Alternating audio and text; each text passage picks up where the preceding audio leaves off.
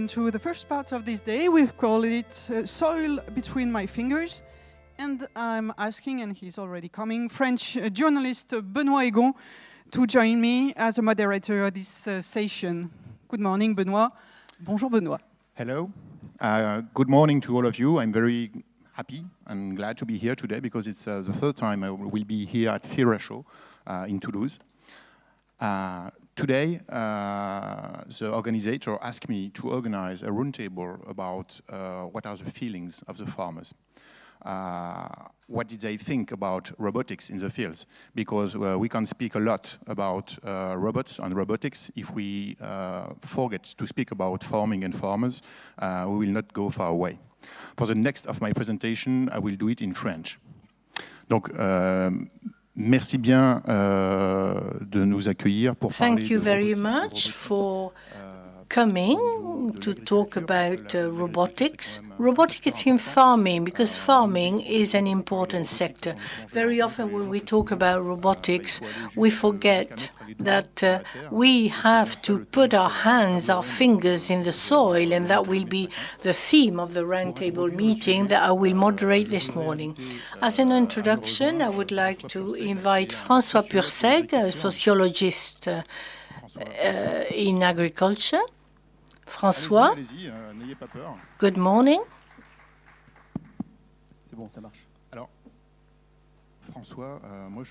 François, I'm going to ask you just one question, and then I'll let you do your presentation, and then we'll see you again at the roundtable meeting.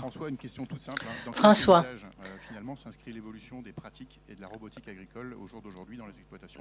The agricultural practices and robotics, where does it fit in? Where is it? Well, first of all, I'd like to say that I'm not a historian, I'm not a sociologist of innovation, but the issues of robotics in the broad sense are important in the field I work in, about the structure of the agricultural world. What I propose now is that we go through history and see the various developments of the French farming world, and I'll try to explain how these different worlds have evolved, and with them the innovations and technologies. How did these worlds take ownership of these technologies? I'm going to have to develop 5 points. In a first stage, I'll talk about the very special place occupied by farmers and cultivators in French society. In a second part, I'll try to explain that peasants going through to farmers go through technology, and then the present landscape. How have things developed up to today? How have we gone from peasants to farmers? Who are the farmers of today? And how will these technologies and these robots are going to penetrate the agricultural world?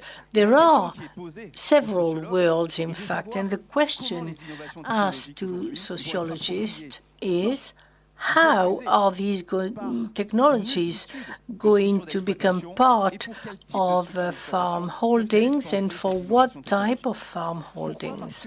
Why? Because, as you all know, the farming worlds have new expectations, new controversies. How will technological innovation respond to these questions? And what innovations can accompany or not the robotics world? Farmers in France occupy a very special place. which is linked to the political and social construct. The figure of the peasant is basic for modernization. The state apparatus modernized itself by taking the peasant as a base. Gambetta said at the end of the 19th century that peasants had to be part of the Republic for the Republic to be invincible. For the peasants to wear the shoes of the Republic, they had to be accompanied through technique, through technology. And a Ministry of Agriculture had to be created with the aim of accompanying technical dissemination, the training of small peasants and then of farmers through the establishment of networks, agricultural schools, and the technique is going to become a symbol for a whole sector. Through technique, we celebrated the Salon of Agriculture, the ability of peasants to take ownership of the techniques in the sector of husbandry, crops, and so on. And in this way, the peasant becoming a farmer is rewarded through symbolic spaces, through a symbolic recognition. The agricultural merit is the very symbol of the appropriation of technologies by the peasants. France decided to support agricultural dissemination in the countryside, and France decided to opt for the domestic system, the peasant type of holding. All the countryside started modernizing, and the rural industrial techniques spread over in the countryside. In France, we decided, or we opted for technological innovation. And technical innovation is at the very heart of the development project of rural areas within the French Republic, which became legitimate at the end of the 19th century and beginning of the 20th century. We went from the peasant to the farmer, through a social movement, and not only through a technical movement.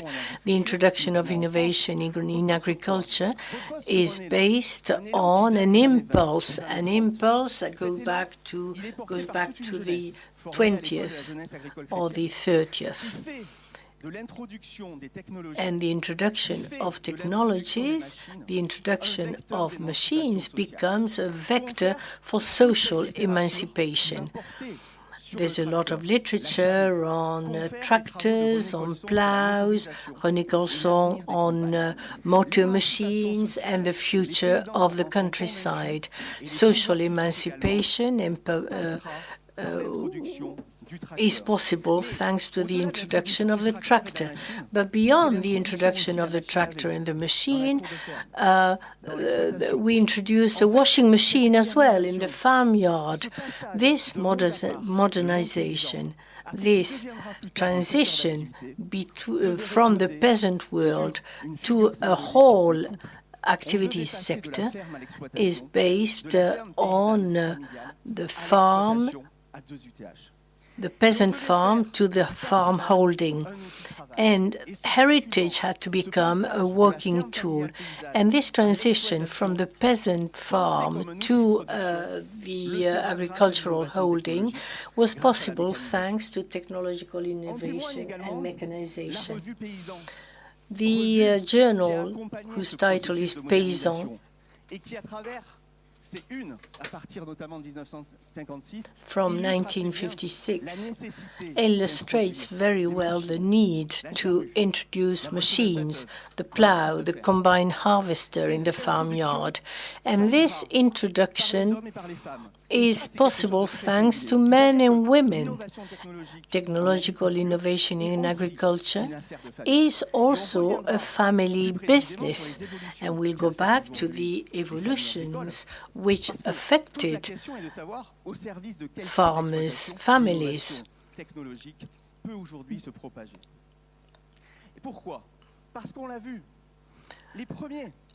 The first people to support changes are the farmers' wives.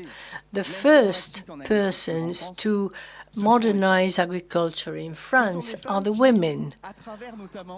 Women who are in charge of accountancy and that supported the development of technology from the end of the 50s, beginning of the 60s. Technological innovation in agriculture is the business of men and women who decided to be equipped for what is not only a technical modernization, but also a social modernization.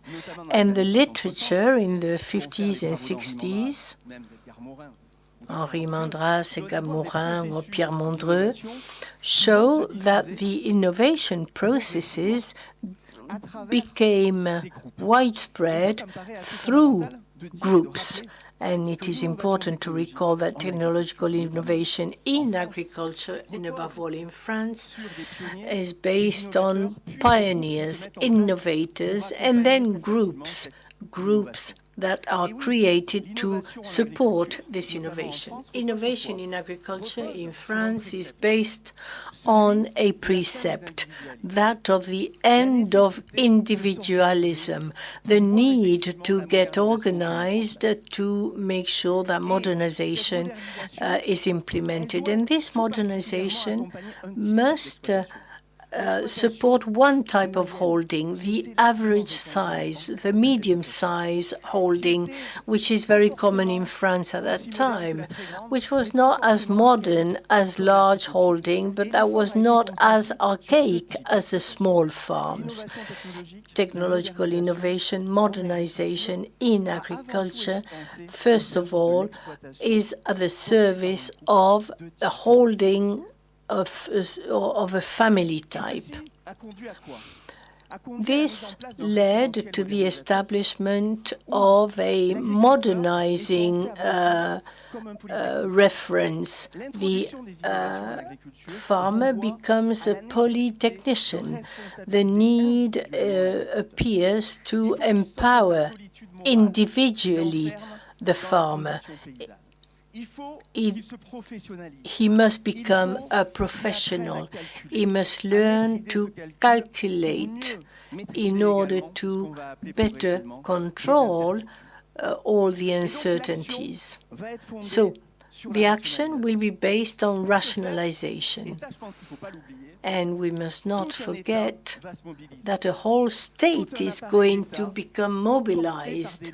The state apparatus with the laws, the law of association of 1962 and the decree of 1966 on agricultural development. For the first time in history, it is going to recognize the need to establish groups to enable technical development and, more widely, agricultural development. And from these laws of 1960 and 62, and then thanks to the impulse given by some professional movements, the end of individualism becomes central at the end of the 60s, and that's when technological innovation is going to become widely disseminated through 4 levels of intensity. 4 levels of intervention. All the forms of working common will integrate this. technological innovation with mutual aid. It is a recognition of study centers and agricultural schools. Innovation in agriculture is possible, but only through groups, they said at the time, and it will only be recognized by the groups.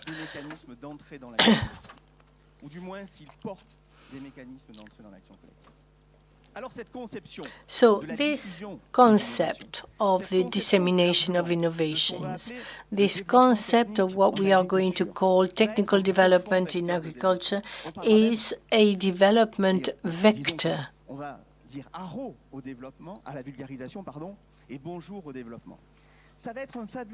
That became a fabulous vector for innovation and modernization.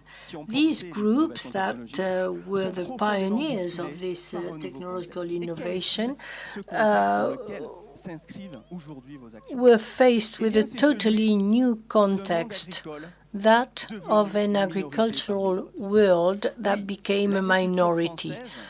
French agriculture is an agriculture which has become a minority sector.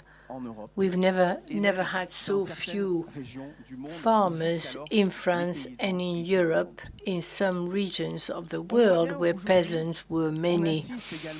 Today, we see that the agricultural population is decreasing.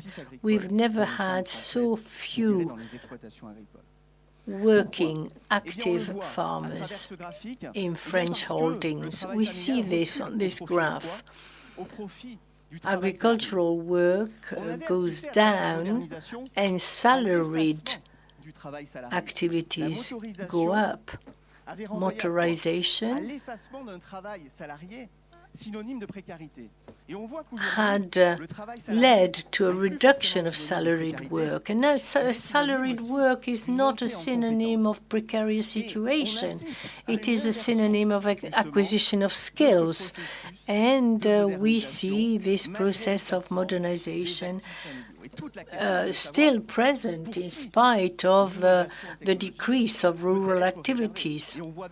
And we can see that what is at stake is the dissemination of innovation within holdings, when the farmer, above all, most of the time, is the only person working on the farm. We can see the appearance of CUMA, traditional forms of mutual aids. And we can see that the farmers are trying to find solutions. We'll go back to this later.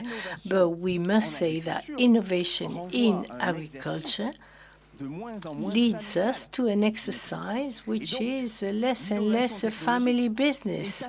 So technological innovation will have to respond to these new demographic challenges. How can you support a farmer who is on his own on his farm, who will not be able to use the same collective devices and systems as yesterday? Because in 1 century we went from the peasant farm to the holding to a company of large enterprises or very small enterprises. So in France, we now have to see how we can support, we can be the support of this fragmentation of farm holdings. The farm holdings are in danger today.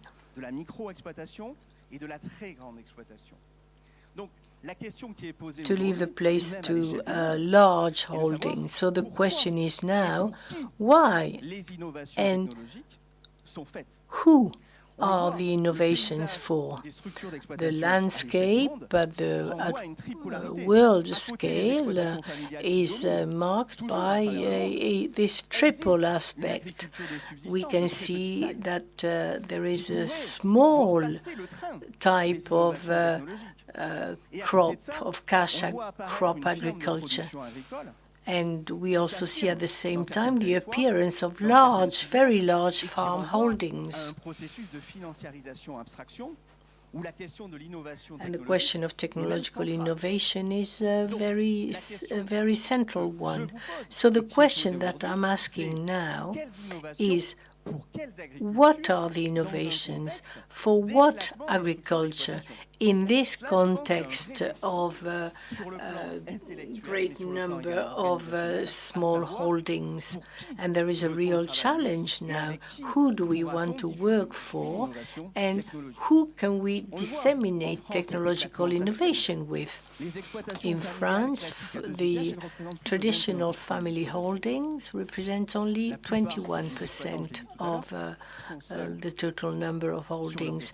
Most farmers are on their own on their farm. 33% of holdings are led by a man on his own, with no salaried people.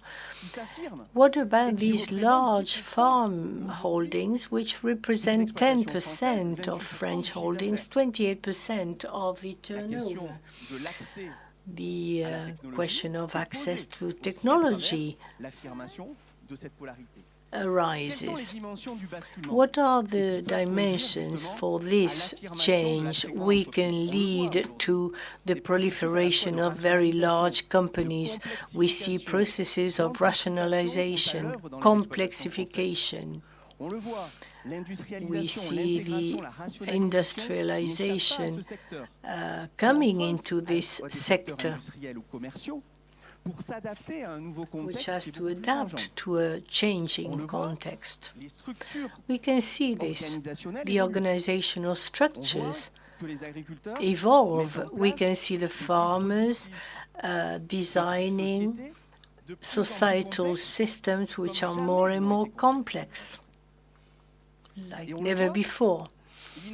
And we can see that innovation doesn't only affect the production sector, the technique in itself, but we see the appearance of innovation processes of a managerial type based on the development of new technologies.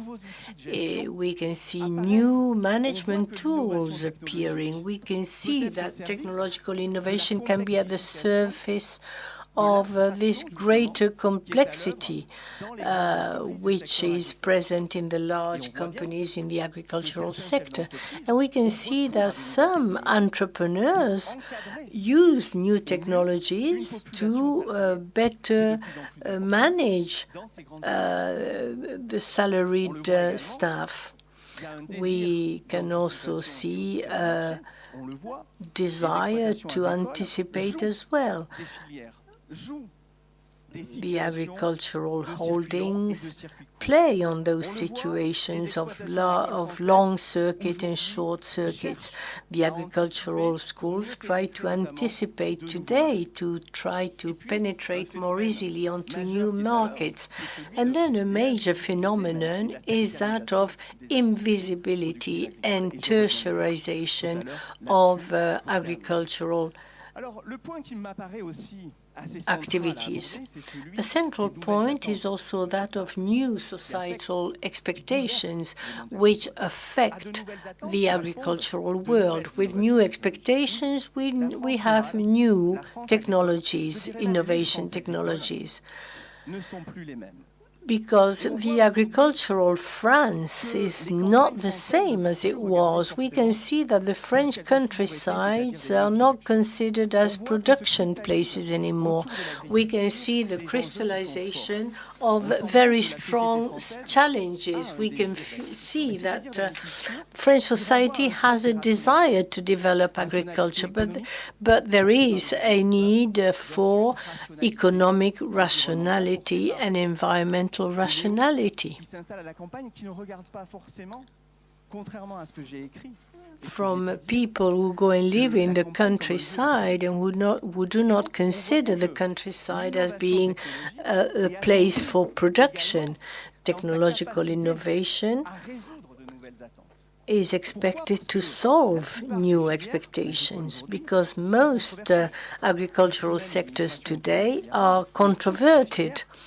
All sectors are controverted, and these controversies take us to a new relationship with innovation, to the fact that the traditional innovation systems are challenged, and we can see that the dissemination of technological innovation is not obvious. So the whole question is, how can innovation respond to these new expectations? How can it be disseminated in a context in which it is not obvious? We can see that expectations sometimes are very contrary. We can see that the farmers did not expect those controversies in order to innovate by setting up new commercialization sectors. We can see, and this is a phenomenon which was described by Frédéric Boulay very well. Innovation, unlike what happened in the 50s and 60s, is marked by the withdrawal of the plough, for example. To respond to these new controversies and societal expectations, the response is an optimization of the machine or a withdrawal of the machine to have simplified techniques. So, from innovation, in most of our contemporary societies, innovation in agriculture, going from the peasant to the farmer, well, what did it lead to? Well, setting up new organizations that structured the whole landscape by setting up support systems and agricultural modernization in all its aspects, from society to the technical world to marketing, and all these different types of organizations are now challenged. What type of organization is going to be necessary for innovation? This question is raised because of the emergence of new platforms. The farmers are more and more isolated in the countryside. They did not wait for the state to respond in order to set up platforms that will make it possible for them to exchange. Now, so how is innovation going to crystallize? Through platforms, through partnerships? And we can see that the spaces which are present in the French countryside and where innovation can be disseminated have changed. We can see that the question of technological innovation today changes the agricultural profession. Agricultural production is considered as a service more and more. We can see this on some territories, in some countryside. The question is to know how technological innovation accompany these changes. The agricultural production activities become more tertiary. We can see that farm holdings become partners with others. Dairy producers try to have better performances. We can see this in the cereal sector, for example. Here in this department, a lot of farmers delegate totally the productive activity to new companies. Technological innovation, in fact, if we are not careful, can escape the traditional structures of agricultural entrepreneurship. It can become the responsibility of new types of companies that will do the work in some holdings. We can see the appearance of a lot of management companies based on new figures, such as the land manager, for example. So the question that is raised is to know who the technological innovations are going to develop with. It's not going to go necessarily through small farmers. So the question is to know whether we want or we do not want this type of evolution. Why? Because we can see that these new networks of companies can make it possible to access technologies. New technologies can be expensive for farmers. And we can see the appearance of new companies that support technological development, that accompany technological innovation. And we can see this happening in areas in which some dairy producers try to be more efficient, for example. We can see that technology today can be disseminated through traditional forms, but also through new systems of work management. And it is important to understand how innovation continues to be disseminated through traditional ways, but also through new systems of work management. And the questions that are raised, and I'll conclude on this, are based on the capacity to accompany large structural changes that affect holdings. What about the capacity of technological innovations not to ignore farmers that are just surviving, that do not have the capacity to innovate, and that cannot modernize their farm? What about the capacity of innovations to respond to market uncertainties in terms of climate risks in family holdings, where the work is less and less a family activity? And these questions are asked today to machine designers, to machine manufacturers, which have to have a different outlook because everything has changed. French farms are in a situation of great diversity. And what about the capacity of some enterprises to capture this innovation to the detriment of others?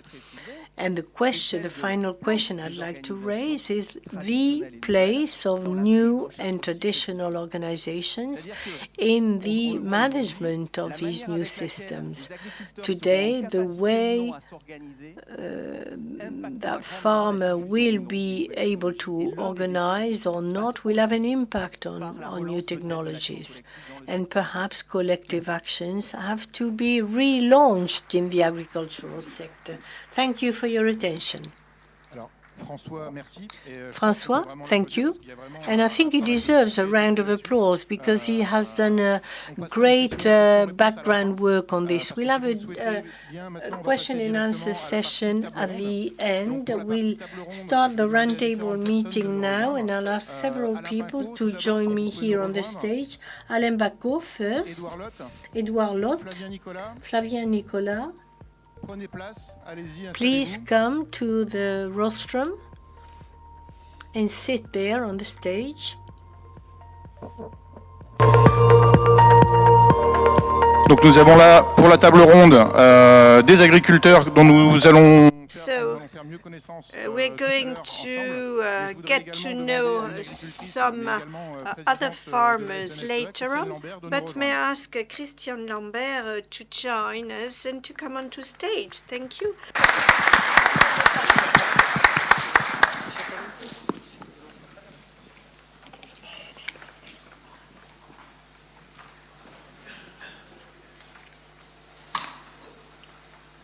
Christiane, le pupitre est à vous.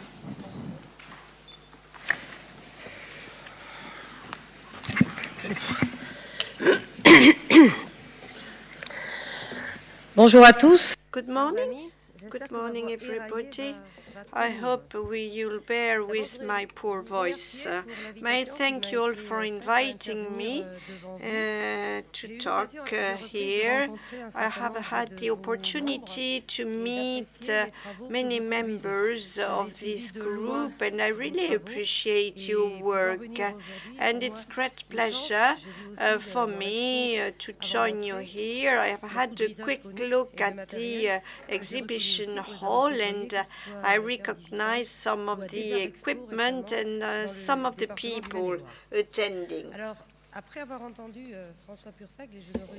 After listening to the previous speaker, to François, I must share that I share many of his views, the evolution of farming, the way things are changing very quickly, and what robotics is going to mean in terms of revolution or evolution in the farming sector.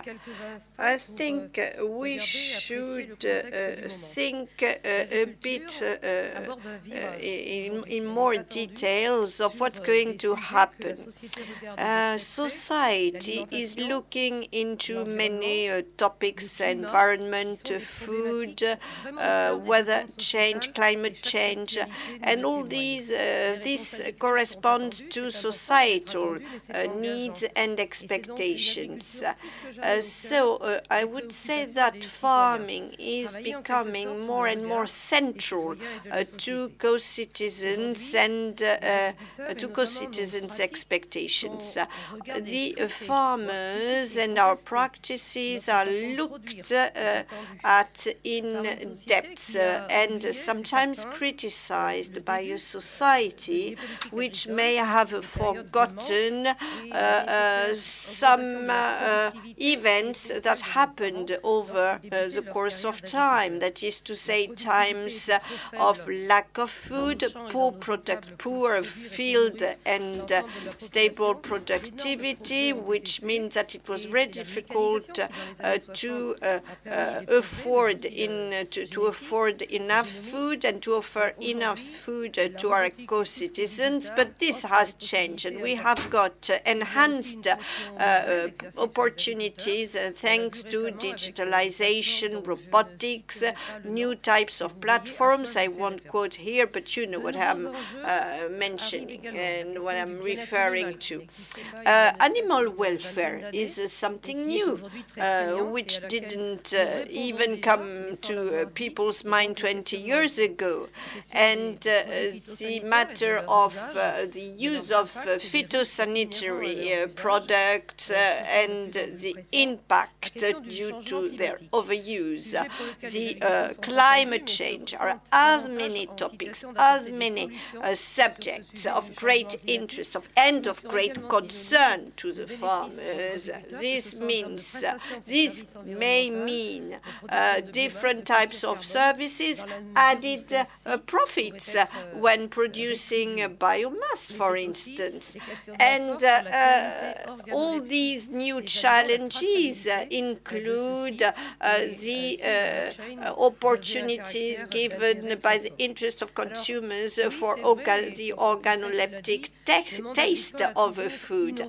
The farming world is always very keen on innovation, and I must say that since the early 50s, our field of activity has really increased yields, but it has had a cost for the farmers.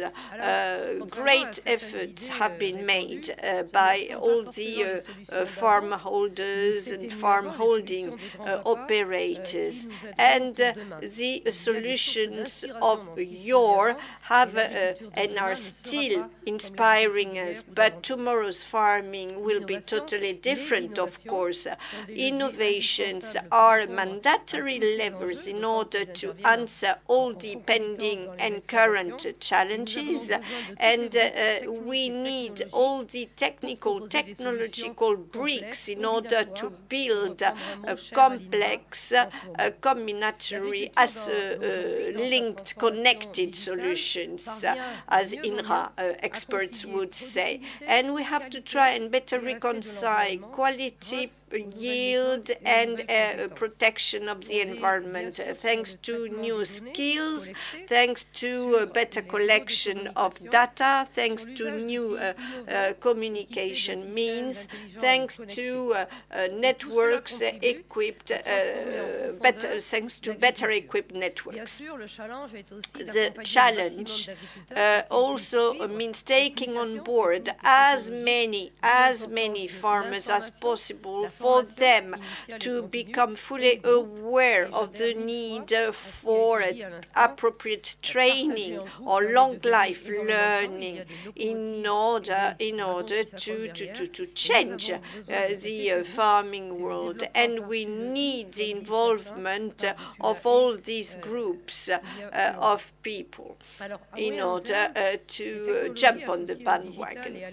So the new technologies, that means AI technologies, network technologies, should lead to a different organization of plots and farm units or farm holdings, as shown by the previous speaker.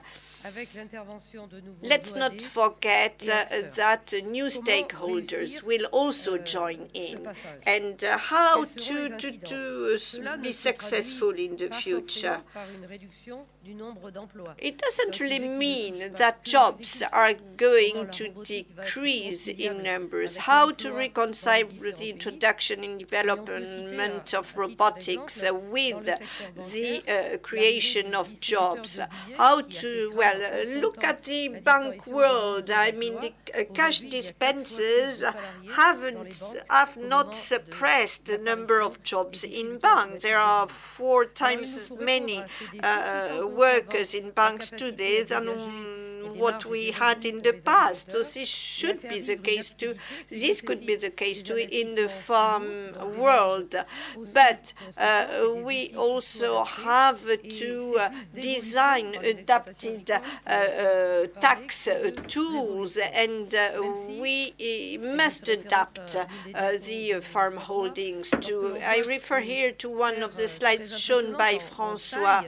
François, who showed the evolution of the farming activities, and we have to be in a position to show the people that you can have all types of farm holdings, large-sized ones with high-tech tools and equipment taking up the today's economic, societal, and environmental challenges, together with smaller units.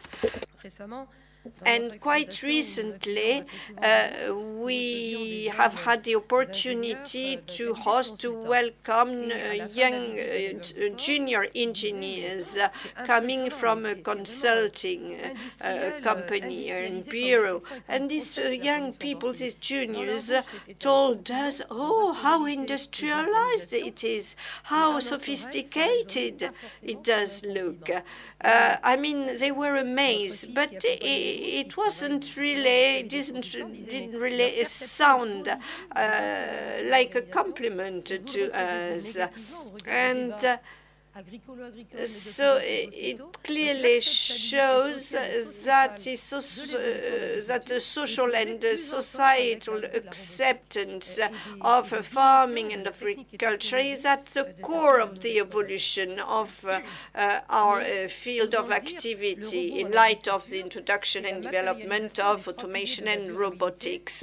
But we have here one of the pillars of sustainability in order to to operate this highly expected environmental transition and change. Producing more and better with robots and by having less impact on the environment thanks to mechanical, electrical weeding, thanks to animal welfare, thanks to remote scouting, thanks to the use of electricity with less CO2 production, better protection or respect of soil quality. All this is a part of the expectations, of the challenges, and of all the facilities that are available today. And we often think of robots to help men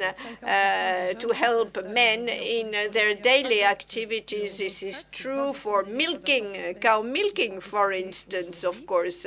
But this is also true for repeated activities and tasks, such as cleansing, washing tasks. Robots are also quite valuable for remote scouting. But let's not forget, and I recently attended Vinitec, and I saw robots used for spraying phytosanitary products, and which, of course, is a plus in terms of farmers' protection. But we must also mention the economic impact of robots that are necessary to limit costs and to have a more refined management thanks to integrated, sustainable use of fertilizers or phytosanitary products, thus having a positive economic impact. I would also like to quote the optimization of nitrogen usage, not to mention others. I've been a treasurer of my organization for years, and I know what cost minimization means, you know. And I would like to add that we must all, at all levels, at trade union levels, at farmers group levels, make it possible for farmers to have better access to these new production means in order to decrease costs and to make robots more accessible, more affordable for more and more farmers. But we also have to focus on some pending issues, and answering all the answering all the questions is mandatory for future activities. The consumer accept the idea of a food fully produced, entirely produced by robots? How to cope with the concept of uniformization, which is often discussed and criticized by society, and we can observe these days quite a lot of controversial issues. How a robot in agriculture is going to deal with animals properly. We must ask all these questions, and some entities have decided not to use robots for technical reasons. Of course, the Comté cheese is produced without having cows milked with robots. This is due to the fact that milk cooling is better without the use of robots. So, I mean, robots can be ignored for technical reasons. reasons and not only for societal, sociological reasons. As far as we are concerned, as farmers, we need the consumers' trust, a high level of trust, and we must be very cautious and ensure interoperability in order to be able to supervise our activities, but also to manage them. And we need more and more data collection, and I must say that machines have a better potential if they collect the appropriate data. And I must say that AI is a valuable tool in this respect, and our union, the FNSEA, is going for the self-regulation of all these collected data and is very cautious when it comes to their usage. All the entities involved in farming and agriculture and representing farmers try to take stock of what's happening, try to prevent hazards and risks to the benefit of farmers, of course. It would be a real disaster to run the risk we run with biotechnologies, because well, this can happen. So we really have to be cautious in all these respects. And the political organizations and entities must help and suppress the fears and the scares. And the Ministry of Agriculture is really following your work, which is quite interesting, quite valuable. We must also try to have the support of society as a whole, and the fact that your work is readily accessible and broadcast live clearly show that you are very proactive. And when dealing with climate traceability, more societal issues concerning the various types of farming techniques and practices, let me repeat that digitization of data gives a better inkling of what's done in farming. And let's not think of pending disaster, but let's not either think of an ideal world. What I would like to stress is that farmers should be respected, and we should all think positively and speak in a positive manner of the farmers and their activities. This is true for the whole chain of events and of activities, involving, of course, precision data, new data collection techniques and methods. So thanks very much for suggesting new solutions, for offering new techniques and new methods, and thanks very much for your work, and let's try and convey a common message.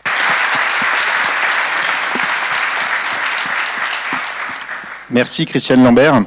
Very much. On va faire maintenant, si vous voulez bien, avec les différences. Now we are going to to start the round table and to get to know all the speakers of this round table.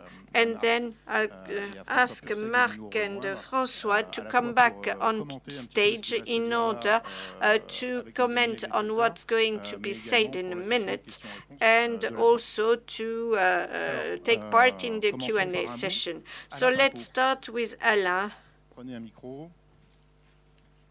Alain PINCOT. Would you kindly introduce yourself, sir, and describe your activity. Good morning, everybody. My name is Alain PINCOT.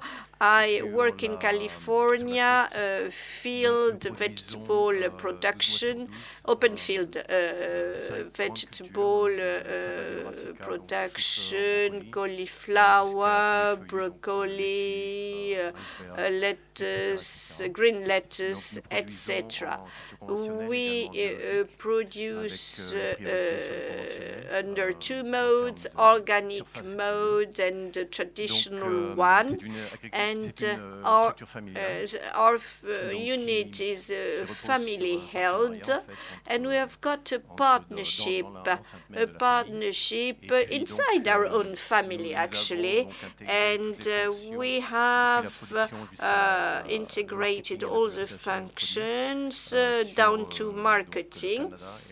Down to the marketing of products over the American continent, including the States, of course, and Canada. I'd like to add that we've gone for technology quite early in our activity to make up for the lack of labor, the lack of manpower prevailing in the US. We could have a snapshot of Alain PINCOT's activities. What about the tools used on a daily basis? Well, what you can see here is one of the initial machines we purchased 7 years ago. We decided to buy this robot crop for weeding, and this is the machine and the screen that is being fitted on these tools. And of course, we use this type of robots to better adjust to organic crops needs. And you can see how the soil is being tilled, rotation around the plants. And you can see on the right-hand side that, of course, all weeds cannot be destroyed by the robot, but we reach a 75% destruction, which means gain in terms of time and money, of course, gaining time and money. This is the added value of using such a robot. Another machine now, Dutch machine that we use. On the right-hand side, you can see that it can work with 12 subunits, or up to 15 actually, 5 by 3. And here we are in green lettuce field, and so we try to be, well, of course we have to get trained to use these machines in the field. It's not easy as pie, you know, but this is our future. That's why we go for it. Would you say that you are robotized, in between inverted commas, farm? In this specific type of activity, I would say yes. I would say yes, because we mainly use robots, and I think we are just at the very beginning of the use of robots, because they are mainly used for weeding, but they are also used for crops too, for harvesting. So if you have got if you have got additional units to the robot, you can see that we can also do thinning with the robots. This is the case here for green lettuce, for iceberg green lettuce. The seeds are sown every other 3 to 4 centimeters, and the machine is going to manage the spacing between the sowing lines. And these machines have been used for some time in our holding and elsewhere in the States. Flavien Nicolas, toi tu es exploitant. Flavien Nicolas, you are a wine maker in the south of France. Can you introduce yourself and tell us about your activity? My name is Nicolas. I am working on 45 hectares of vines, only vines, in a new designation, Cru Queyranne, in the Rhone Valley, at the foot of the Ventoux mountain. We harvest our grapes by hand, manually. It is mechanized, but not totally, because we maintained manual sorting for quality purposes. Perhaps we can have a few photographs of your farm, because you encounter a very special problem. I don't think we can see it.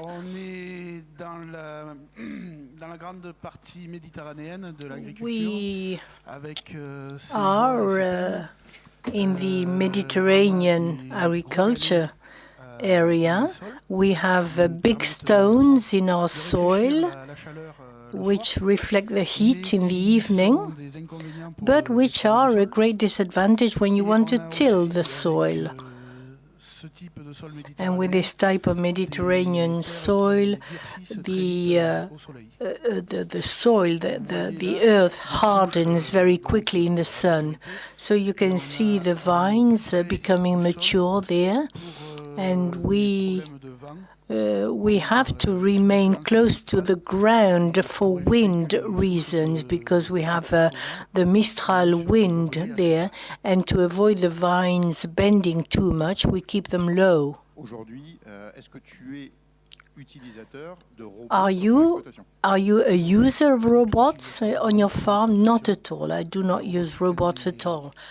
Robotics hasn't arrived in my area and in my sector. Edouard LHOTTE, you are a farmer in the north of France. Can you tell us exactly what you produce? Because you do produce several things. Good morning to you all. I am a farmer in the north of France, north of Paris, about 1 hour away. I have been in this activity for 3 to 4 years. I have 200 hectares, and we produce cereals, vegetables, potatoes, beans, peas, beetroot, and so on. And since I took over my family's farm, I do also vegetable crops. I have a picking system for my strawberries, free picking. The people come and pick their own strawberries, and I also grow asparagus on 1 hectare.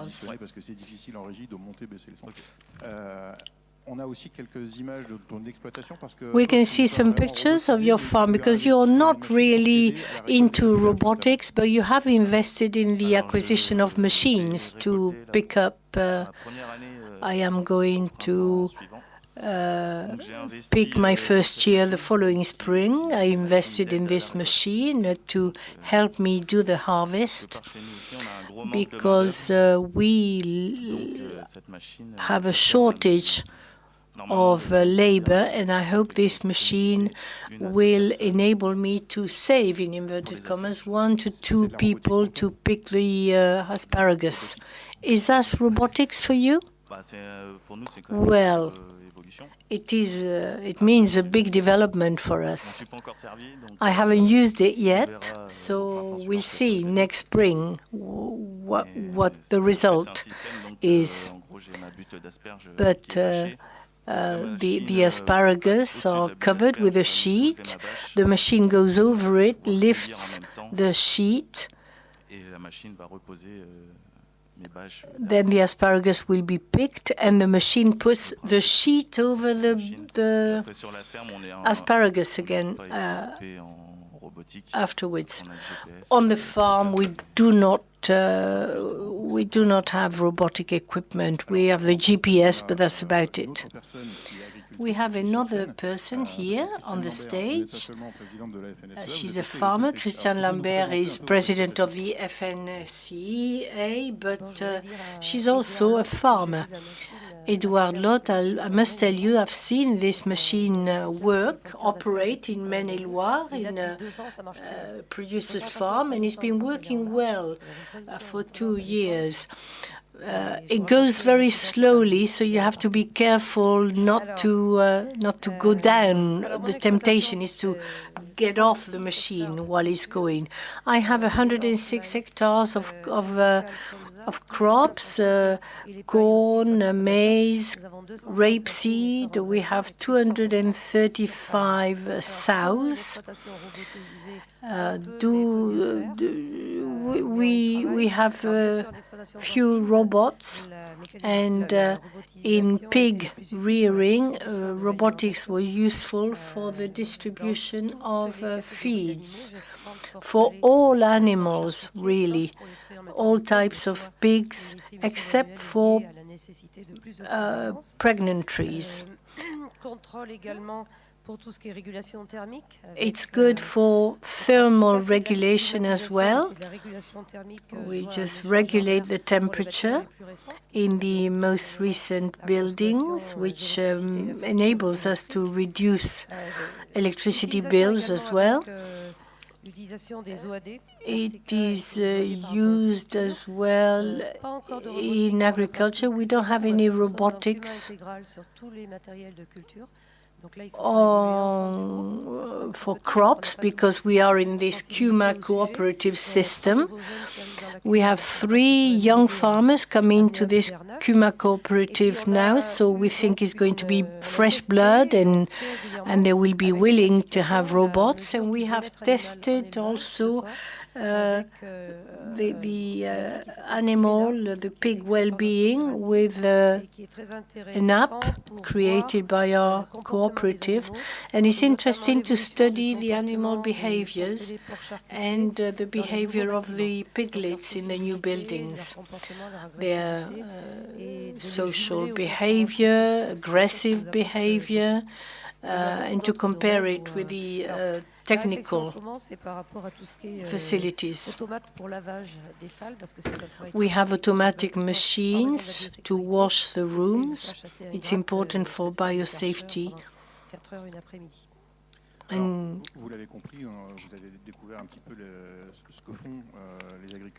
so you've discovered what our farmers are doing. You will have understood that they are not very much in favor of robotics.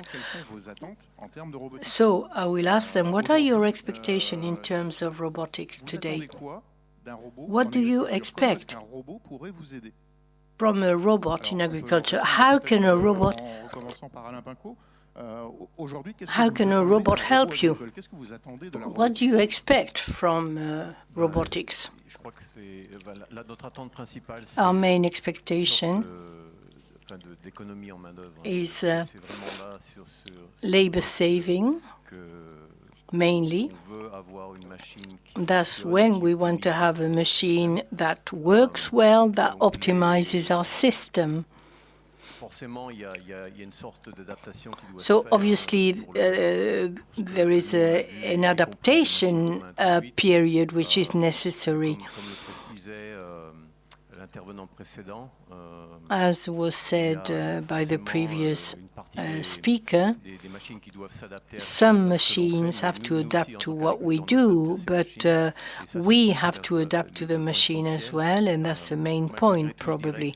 In spite of all, once again, I will say that we expect machines that are easier to use, more reliable, and more robust, because this is our concern.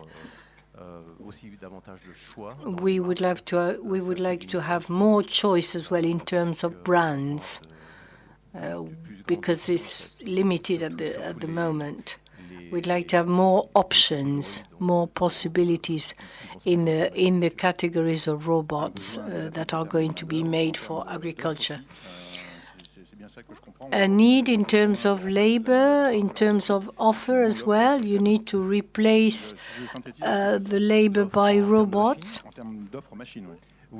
And the offer of machines, of robots, is not good enough. At the moment, we can see that the manufacturers that come to us are very sort of shy in terms of projects. There is an activity which is being developed in the United States at the moment, but the machines haven't reached the market yet or haven't reached the farmers. So, as I said before, the idea we have in the United States is that the Europeans are a lot more advanced than us. All the machines are European. And there is a European university working on new projects. We are very well aware of this.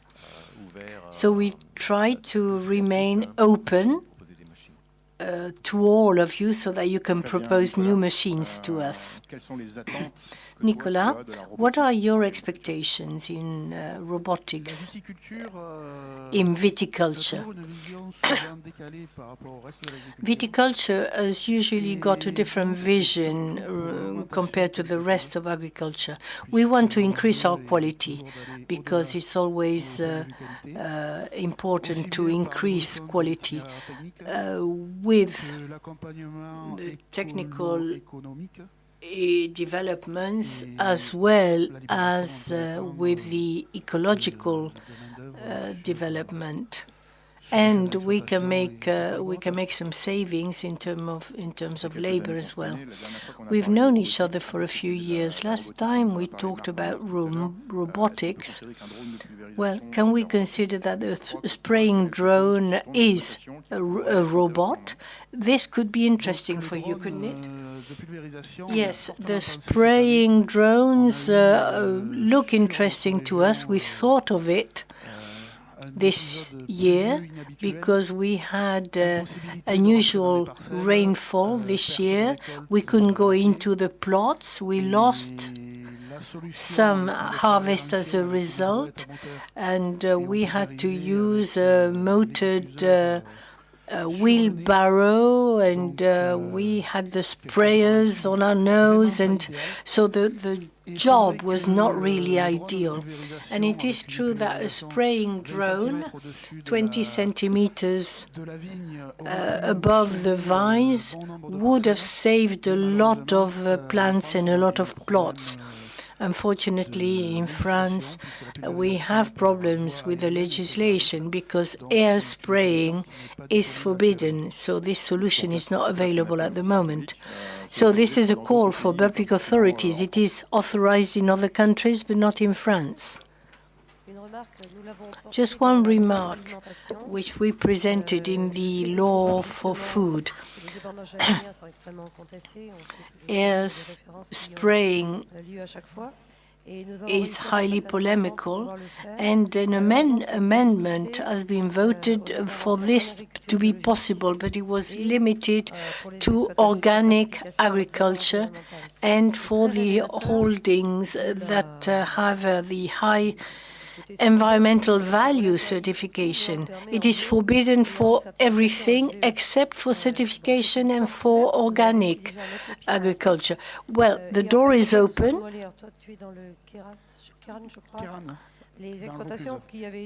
The holdings that were visited, where we took people from the Ministry of Agriculture and Ministry of Ecology, were in Alsace, in very sloping vineyards. And in the last 2 years, there were 2 lethal accidents, salaried people working on very sharp slopes. So I've seen it, and it's very impressive to see the drone spraying very low. It is really advantageous. Even if it is very low, it is considered to be an air spray system. So expectation in terms of labor, but also in terms of legislation development. For you, what are the expectations of... I agree with Alain. It's a lack of labor, lack of manpower as a first point. And then, for us, farmers, there is a lack of knowledge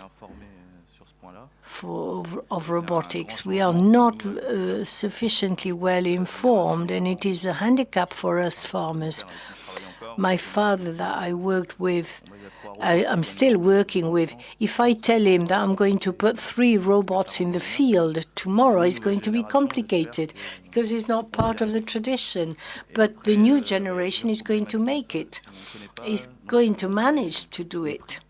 Then there are things we do not know, the price, for example. One of the expectations would be to have a good price, but it is above all the lack of manpower and to be autonomous, to be fully independent. That's the main reasons. And on your farm, Christiane LAMBERT? To reduce hard tasks, the hard work. When I listened to Edouard LHOTTE, I thought that this mustn't be envisaged in terms of a year or two. It's a mid-term job. We have problems finding salaried workers in agriculture for production activities, and we must find solutions. And robotics would enable us to remedy this difficulty to hire people. And about the knowledge, I agree. It is an obstacle. It is a hindrance. And it is important to publish all this for us to appear in the press, in the media. And for those who are afraid of it, it is important to make it known, and exchanging between peers is important. But it is undeniable that it will be one of the greatest advantages for labor. Christiane LAMBERT, you've started talking about the obstacles.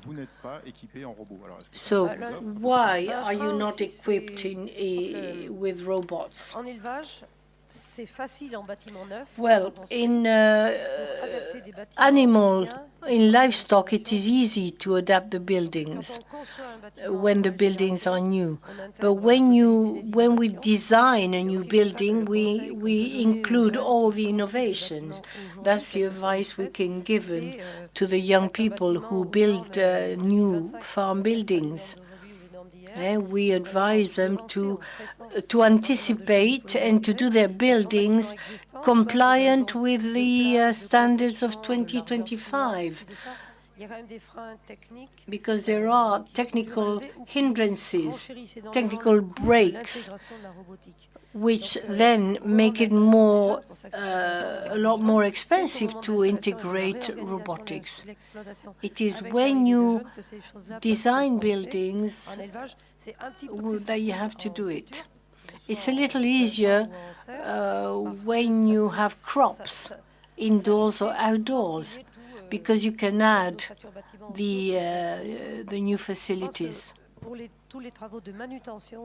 For any handling work, last week I visited a wine grower who had installed a system for packing, packaging, all the logistics.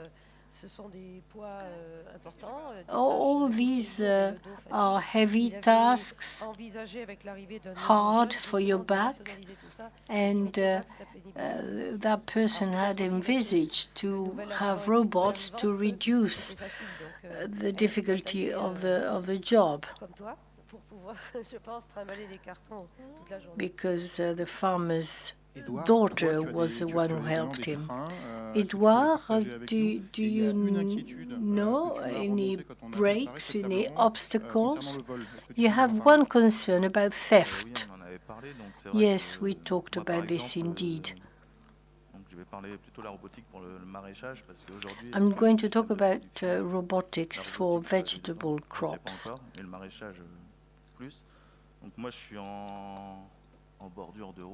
I'm alongside a road, and we know the problems about theft. We have a lot of GPS theft. So I'm wondering whether I can leave my robots in the fields all day and all night without anybody coming to either damage the machine or steal it. That was your main concern. Are there any other breaks that would stop you from robotizing your farm? Where we talked about the cost, the economic aspect is important. Then we have to see over several years whether it becomes profitable or not. There is a lot of lack of knowledge. I say this again,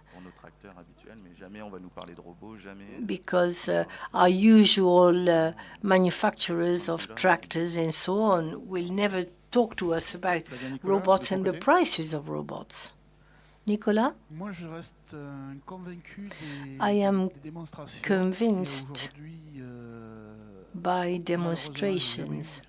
Unfortunately, up to date, I've never had any demonstration of a robot in my activity, and that remains a major obstacle for the very idea of adopting robotics, because a demonstration is very often the triggering element for us to start thinking about buying and getting equipped with robots. There is an element that's going to encourage you to become interested, is the regulations about plant protection products. And I was in Montpellier with a young 23-year-old farmer who was a robot working all night in viticulture. Robots are one of the efficient way of reducing the use of plant protection products. This is one of the themes on which we have to inform the farmers and also support them financially. If the state was capable of giving an impulse, of making a gesture to support the farmers and wine growers to acquire a robot for this, because we have the problem of glyphosate in viticulture. Glyphosate is regularly used by some wine growers for obvious reasons. INRA has published a report on the prohibition of the use of glyphosate. So, on a slopy vineyard, for example, a robot is not going to be able to be used, but on flat surfaces, it will be possible. And I think that research has to be continued. Pioneers have found a technical solution, and the developers of today must help us produce tools, manufacture tools at moderate prices. So there is a technical and economic challenge on this. Alain PINCOT, what are the obstacles for you today? I agree with Edouard on the financial issue. These machines are extremely expensive, so we have to really be careful when the time comes to make any investment, and we have to control the costs before and after, make sure that the machines will eventually be profitable, because we're talking about hundreds of thousands of euros or dollars, so we must be cautious. Another obstacle, another break, is the perception of a technology which is, generally speaking, a complex one and which requires a level of expertise we do not necessarily have on a family farm. So there must be some awareness raising there even before the purchase of the machine, because it is clear that when the machine breaks down, we must know what to do. And normally we must make a diagnosis on the farm itself. That means that you need to have someone on the farm that can understand the digital world and the mechanic and hydraulic complex issues. And there you need also to have a person on the phone, to call a person that will be able to come within 2 or 3 hours to repair the machine. So a lot of diagnosis is necessary to calibrate the machines, to operate them. So we feel intimidated, and this is justified. And in our case, we solved it with the fact that in our company we have engineers who are specialized in automation. They follow these machines. They work out the work program as well, because when we have this type of machine, we do not want them to stop. We have to plan beforehand where they are going to work tomorrow and the day after. So there is a whole management work that is necessary to make these machines profitable as quickly as possible. These are the breaks I can see, and this will be my last point. It's not only the fact that we have to buy the machine, which is expensive, but you need to use a tractor with it. And there again, it was difficult to find volunteers to go from a conventional tilling job to an automated tillage, because there are new screens that are new for these people. So there again, people are intimidated and are reluctant to embark on this technological universe. This can be done through training with a manufacturer sometimes. And also, salaries have to be higher. A higher salary is going to motivate the driver. So all these issues have to be reflected upon when one wants to embark on the purchase of this type of machine. It is a revolution. Thank you. There we have really put our fingers in the soil. We're in contact with everyday issues. I'd like to ask you another question, which we hadn't prepared beforehand. Could you project yourself into the future and answer just one question in a few sentences? For you, what is a dream robot? Well, for what we know, it would be the weeder, the weeding robot, a machine that would enable us to control weeds, because the weeds have to be pulled out by hand, so a more efficient machine would be ideal. And also, because we have thought about it, why not have an autonomous robot? We talk about saving labor in tractors, so why not have an autonomous machine that would do the weeding? But that will pose some logistics problems. How do we move the robot from one field to another? How do we watch these machines? Who with? So this is a whole system to be designed, to be invented, but why not? Same question for you, Nicolas. The dream robot for you? The dream robot for me would be a robot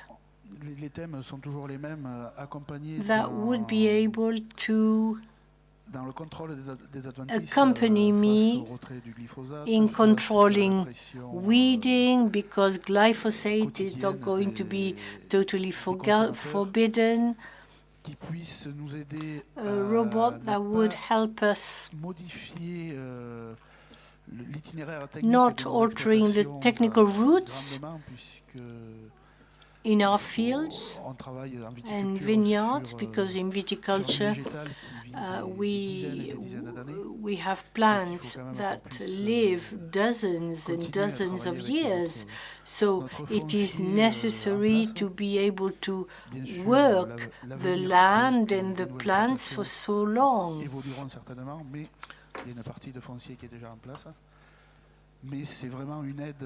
So the dream robot for me would be aid to the crop, aid to for repetitive tasks, which are very time-consuming. Same question, Edouard LHOTTE, what is your dream robot? Well, we all have the same dream. The dream one would be a weeder and a robot that would help us reduce plant protection product use. We'll all have to do that because the right to use chemicals will disappear, so we won't have a choice. Christiane LAMBERT, what is your dream robot? On my farm, the dream robot will never be able to look after the pregnant sows or to castrate piglets, handling animals. So the dream robot would be a washing and disinfecting robot, because those tasks are very time-consuming and not at all pleasant. So the dream robot would wash all the facilities in a wink. There is a robot which we haven't talked a lot about, is the food distribution robot for animals, where there again there is a risk of theft. I have a friend who set up this type of robot for the distribution of vegetables. He fills the machine 3 times a day, and it makes it possible for the person not to be in the store. Short circuit for long weekend or short weekend. You have to fill in the machine 3 times a day, but this is becoming very widespread, the use of a robot. The pressure on plant protection products, is it as strong as it is here? In California, it is as strong or even stronger. If you have an idea of what happens in California, California wants to show the example to all other states.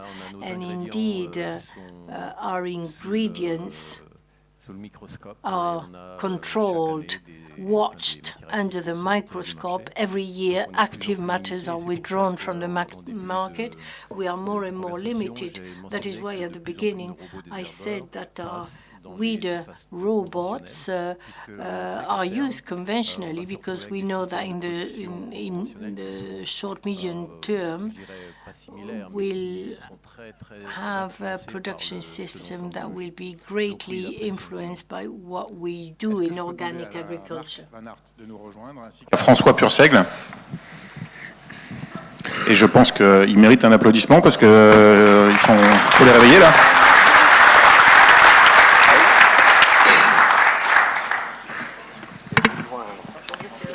Alors, vous vous êtes intervenu déjà ce matin pour lancer cette journée du FIRA. Est-ce que je pourrais vous demander en quelques mots vos impressions à chaud sur ce que vous venez d'entendre? So what about your feedback after listening to the various speakers of this roundtable session? How do you react? Shall I answer with my American accent, or would you prefer my Belgian accent? Well,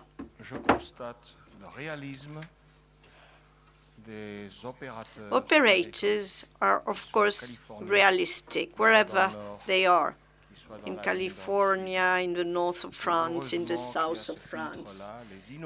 And I must say that's good, because we have, on the one hand, the innovators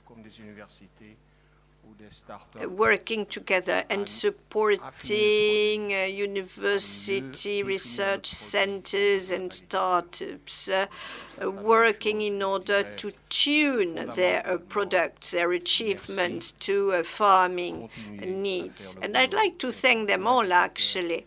I'd like to say that I'm very grateful in this respect. François.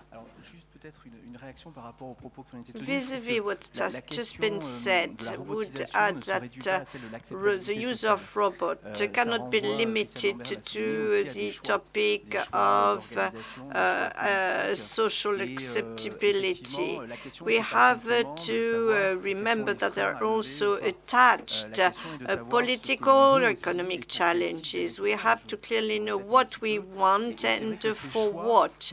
And the choices made may not go in the same directions for all farmers, and robots won't be used in the same manner according to the farm unit, farmland, etc.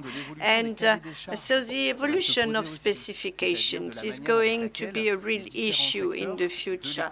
That means it all depends on the way the things are going to be regulated. It all depends on the legal framework, and I think we should go one step further and go beyond the notion, the concept of social acceptability. We have to wonder what we want and why do we want this or that. The whys and the wherefores are interesting. So let's start the Q&A session by now. I can't see the hall. It's better with some more light. So, je vais pas dire est-ce qu'il y a, je vais demander qui est la première personne qui veut poser la question. Who is going to start the ball rolling? First question is always tricky. Vous avez un panel d'agriculteurs, c'est le moment. Alors j'ai une question tout Makes the most of this panel of farmers and experts available to you. Je vous demanderai, monsieur, avant de poser votre question, juste de vous présenter en une phrase. Would you kindly introduce yourself? La meilleure des façons. D'accord. Moi, je suis Harry Cambers. Donc je I'm suis Harry Cambers, co-founder of Synapis. C'est une start-up. It's a startup, actually, in charge of digital applications in farming. Nous, on rencontre beaucoup de gens. We meet quite a lot of people, technicians, engineers, who are not used to applying, operating digital tools. So are universities trying to fill this gap? What about training people to digital use and to digital tools? Edouard LHOTTE already said that one of the obstacles is that there is a lack of advisors, apart from the manufacturers. Manufacturers know their products, of course, but as users, as purchasers and users, we have to know how to use these tools. About 10 years ago, we had the introduction introduction of the internet and social networks, etc. Children used to teach the parents how to use these new tools. What's going on these days? In fact, new tools are introduced on the market much more quickly than the farmers' ability to cope with them or to get to know how to use them. So that means, in actual practice, that we are all looking for appropriate knowledge, for more learning and for training, because these tools are new to all of us, and we do need geeks, actually, tech geeks, who are cogent with these new technologies and techniques. They are quite efficient, but there are not many of them around. And there is a mismatch between the new tools, introduction of these new tools, and the need for appropriate training for farmers. And as already stated, the best possible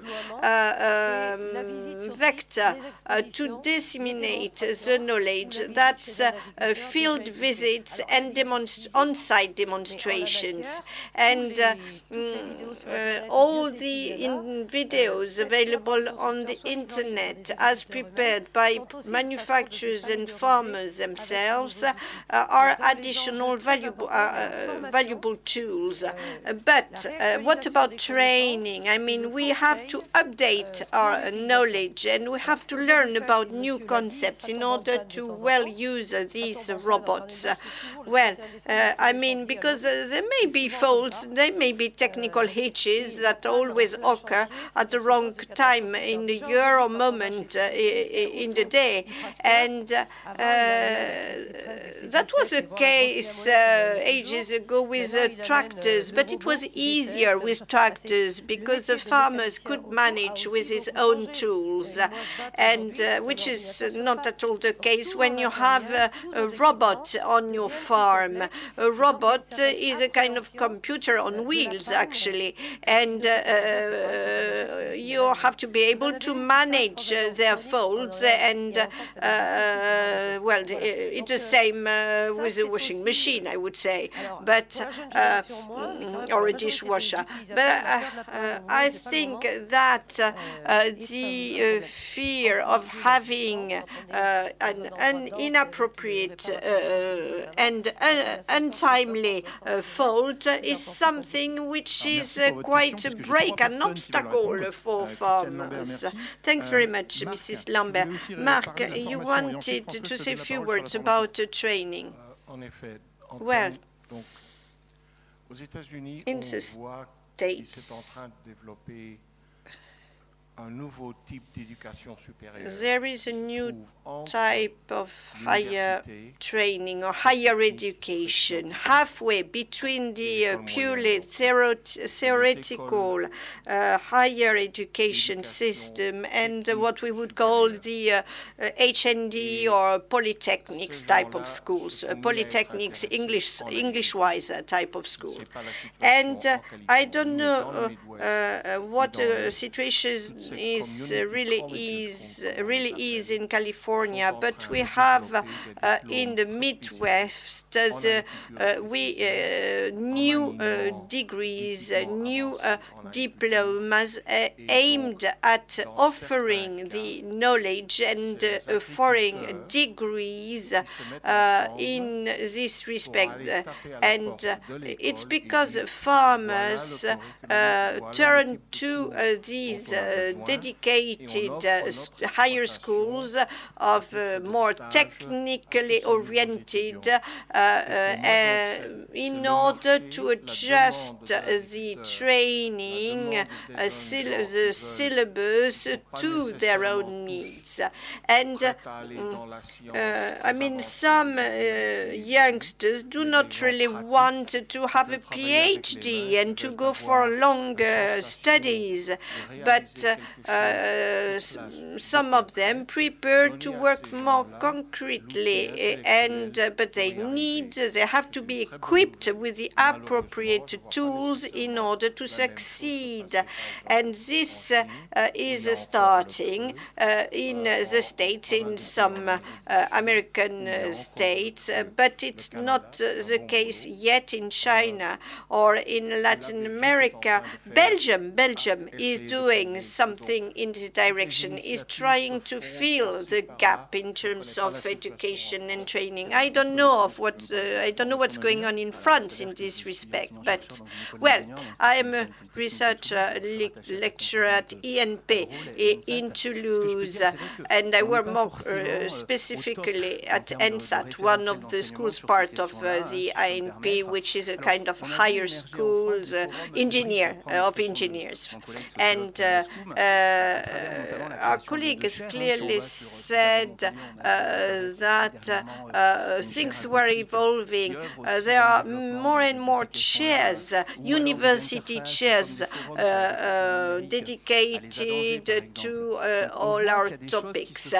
So things are kind of being initiated. But I must say that the syllabuses, curriculae in secondary education and higher education are lagging behind. And the education system had designed curriculae, syllabuses matching the professional needs, but it is not yet quite the case for our topic of concern today. And youngsters do not seem to be interested in being trained in these topics and subjects. But the university environment, engineering schools haven't yet got the appropriate tools, that's true, but university on the one hand side and engineering schools try to equip to offer more dedicated training or education schemes. Any other questions to the speakers on stage? Monsieur là au troisième rang, juste à droite, stop. Juste en dessous là, regarde, il y a monsieur qui est là. Bonjour. Good morning. Ma question serait sur I've got, je suis maraîcher en Dordogne. I'm a vegetable grower in the Dordogne area. I'd like to ask a question on robot accuracy for weeding. Parce que soit ce que j'ai vu, soit ça désherbe à moitié. Because in many cases it does half of the job, and you have to then do the other half manually, or it's going to destroy it destroys everything, and you don't have a kind of straight line of work. It doesn't seem to work as well as some people may think. Answer. These machines must be gauged, and otherwise there can be problems. And cameras, distances play an important part, a vital part. And once you have set the machine can be stable in our working conditions, in our working environments. If your machine is not properly set and tuned, you can create major damage. In that case, you must stop immediately, scratch your head and brains a little, and try to remediate the situation. But this machine tuning and setting is not something you have to do every day, of course. And if it's properly set, it's properly gauged and tuned, it does an excellent job. And the equipment as manufactured by the manufacturers, as designed by the manufacturers, are reliable, and they do a good job. Any other questions in the hall? Oui, si vous pouvez vous présenter et vous poser votre Could you question. kindly introduce yourself? Bonjour, Jérôme Good Asmar, morning. Société Agriculture. Agriculture, Ma question c'est farming si and le robot robotics. de vos rêves, ma If question c'est aux agriculteurs, si the le robot de vos robot rêves existe you are aujourd'hui, dreaming of comment is voyez-vous la already coexistence de ce robot existing, avec how votre do you matériel imagine sur votre exploitation, the enfin, le matériel que vous co-living utilisez aujourd'hui? possibilities Est-ce que between l'achat your du premier current robot sur votre equipment exploitation and sera the aussi le robots? dernier achat d'un tracteur And sur would you say that you'll never buy tractors again when you have a robot? Who would like to answer this question? Flavien NICOLAS. Mr. Nicolas. Flavien. Le dernier achat de Well, tracteur s'est peut-être précipité. Maybe a bit too quick to say that you'll no longer buy a tractor. But when you start buying a robot, you are going to altogether change your working methods. And it will even help you to go one step further and to optimize its use. That is to say, it will perhaps entice you to reinvent the existing systems in order to minimize the robot movements.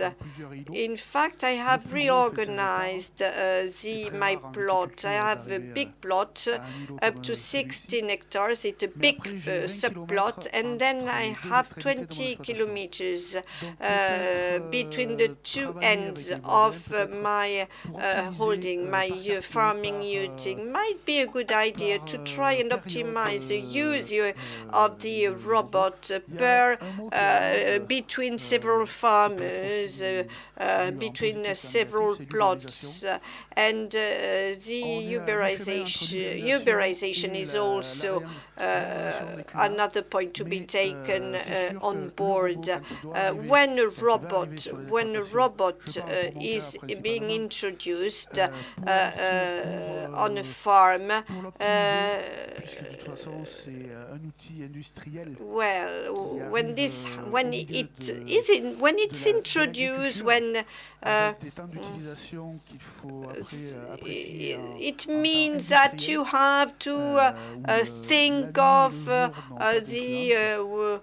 time you're going, the time of use, how long are you going to use it during the day, are you going to use it later on in the day, earlier on in the day. Well, in other words, introducing a robot means thinking ahead of what you are going to do with it, with your neighbors, and thinking of its optimization too. Je suis Christophe Gaviglio, je travaille à l'Institut français de la Christophe, Institute of Vineyard and Wine. Well, there are already some robots, of course, on the market. But do you think they are promising? Do you feel like buying them, going for them?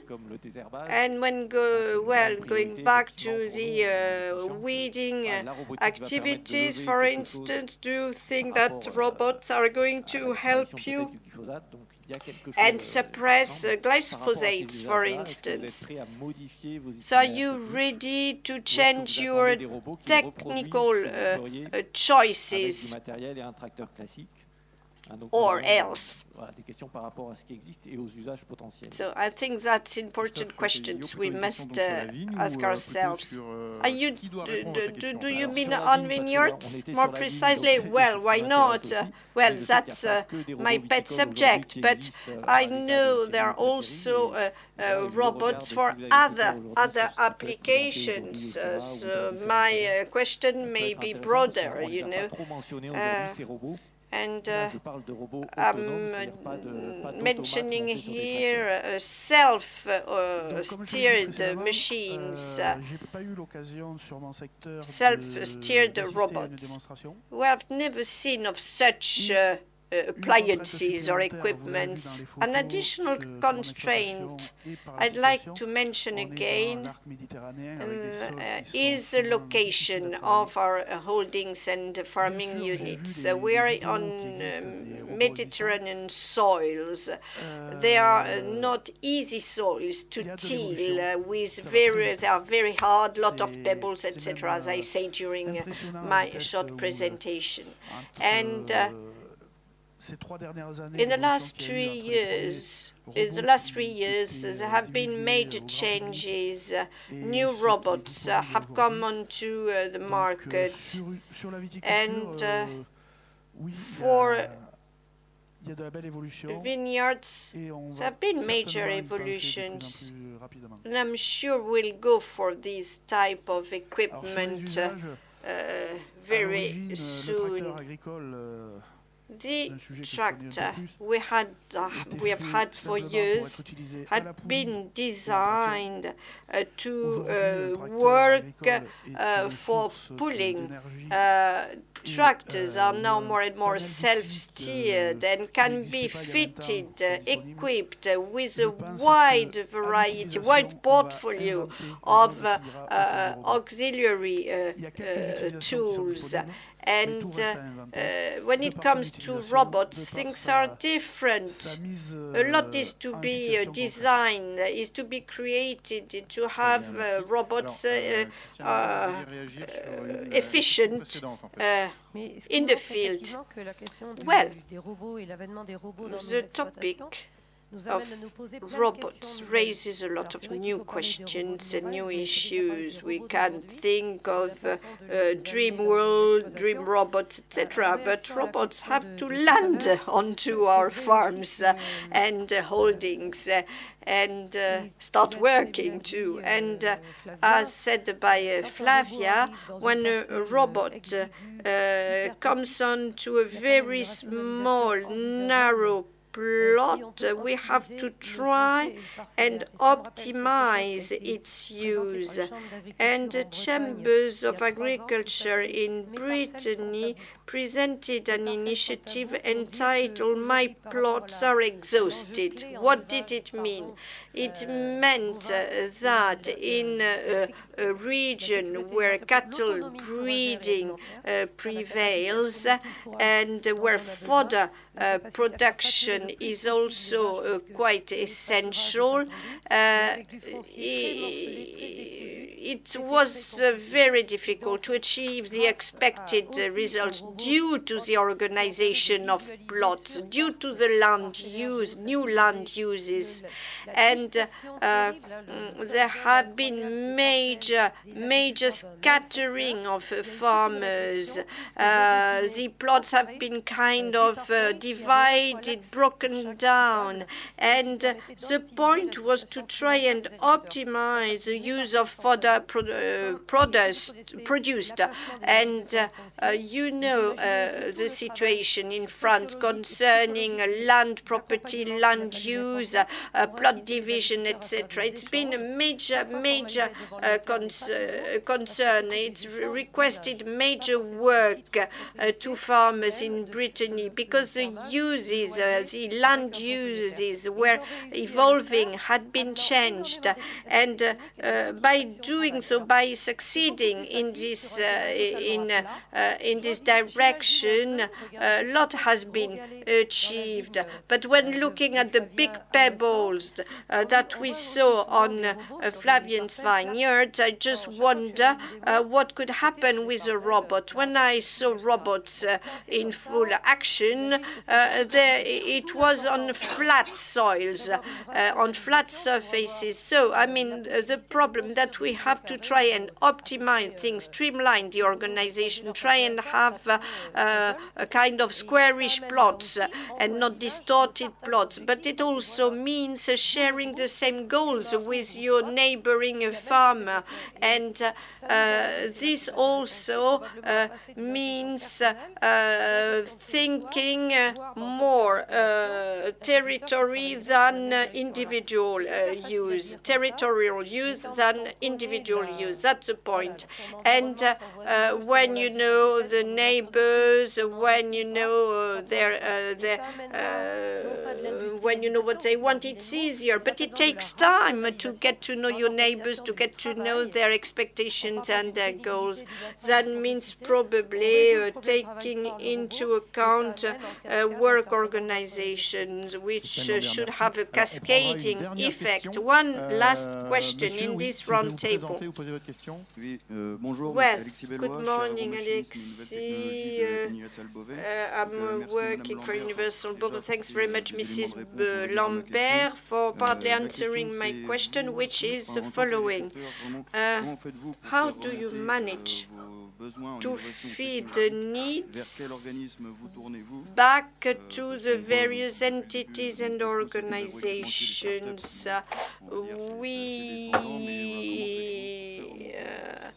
know that this is mandatory. How do you manage to feed your needs to the appropriate entities, your needs in terms of new technologies and innovations? Well, fairs, exhibitions are a huge opportunity for us to meet, to get to know the designers of such equipment, and to get to know the retailers, the people selling the machines. That's quite interesting, valuable. The dedicated journals do supply information, but there is a lack of feedback that you can have in fairs and exhibitions, of course. Thank you. Here is we've come to the end of the roundtable. One last word, if I may. I mean, people also turn to the chambers of agriculture, and these chambers have a dedicated initiative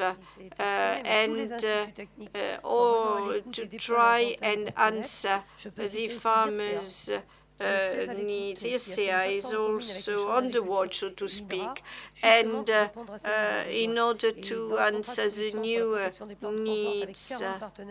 And we have got 40 partners involved in all these initiatives to try and help the farmers who try to reduce the use of phytosanitary products, both in France and elsewhere, actually, in the world. In our own specific case and region, we turn to the university people, to the research experts, and we turn to these university lecturers, researchers and experts. We submit our problems to them, and we try to motivate the academic world for them to work with us. Thank you very much. We're going to close this session. Of course, all the speakers remain available to you in the next few hours. You can go on talking to them and with them over lunch. Thank you to them.